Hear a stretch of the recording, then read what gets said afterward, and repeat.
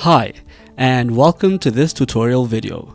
The goal of this video is to show you how to create new stock categories in the GoodX WebApp. Stock categories organize items in GoodX, making it easier to track and report usage. They ensure items are linked to the correct ledger and updated via MedPrax or iQuest. This keeps inventory management accurate and efficient.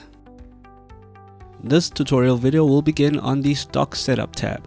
We'll navigate over to the Categories tab, and this is where we can create our new category.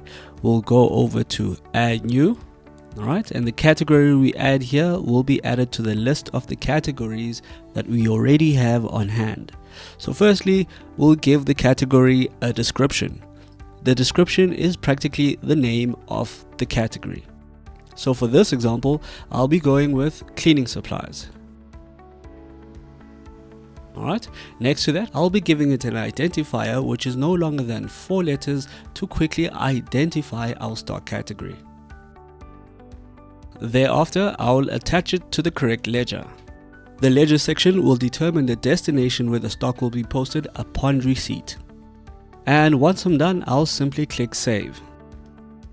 You'll get a notification letting you know that the category has been successfully added, and they will have our new added category.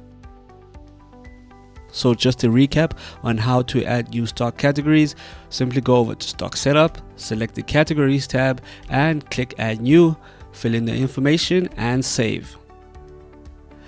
And with that, we've come to the end of this tutorial video on how to add new stock categories. Thank you for joining me, and I'll see you in the next tutorial video.